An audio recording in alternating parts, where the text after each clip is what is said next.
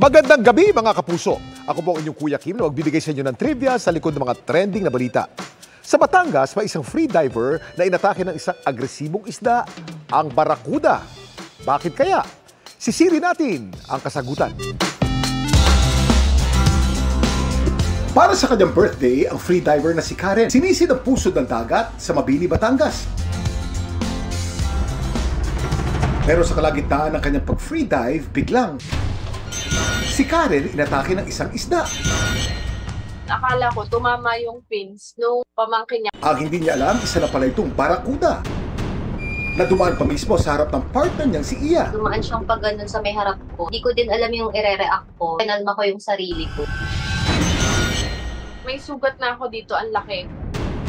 Pero bakit naman kaya inatake ng barakuda si Karen sa dagat ng Mabini? Kuya Kim, bakit nagiging agresibo ang mga barakuda? Kuya Kim, ano na? Ang barakuda ay kilala sa kanilang pagiging agresibo. Nangyayari ito dahil sa kanilang matinding predatory instinct. Isa kasi sila sa mga tinuturing na primary predator sa dagat na kumakain ng mas maliliit na isda at iba pang lamang dagat. Nagiging agresibo ang barakuda pag merong banta sa kanilang teritoryo. Sila'y very territorial at pinoprotektahan ang kanilang paligid. Isa sa mga pandepensa ng mga barakuda, ang kanilang malalaking bibig na merong matatalas na ngipin. Mahaba rin ang kanilang katawan.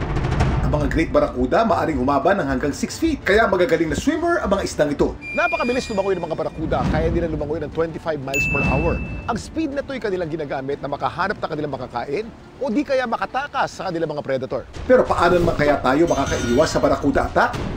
Kapag tayo lumalangoy sa dagat, huwag tayong magsuot ng mga makikinang. Ito yung nag-a-attract sa mga barakuda. Nagiging aggressive sila kung sa tingin nila merong malapit sa'yo na pwede nilang kainin. Meron kang makinang na hawak. Dito sila na-attract kasi akala nila isa to sa mga isda na pwede nilang kainin.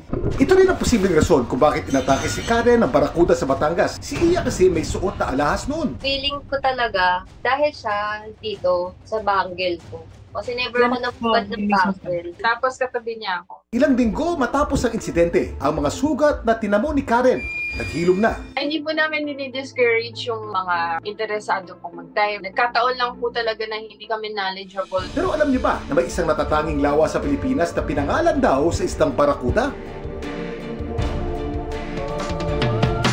Ito ang Barakuda Lake sa Coron, Palawan. Isa itong thermocline freshwater lake. Ibig sabihin, may transition layer ng tubig sa lawa sa pagitan ng surface water at deep water. Biglang lalamig ang tubig habang lumalalim.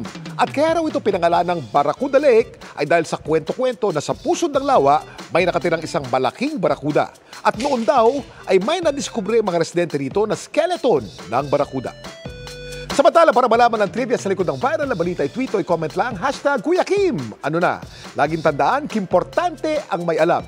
Ako po si Kuya Kim at sagot ko kayo 24 oras.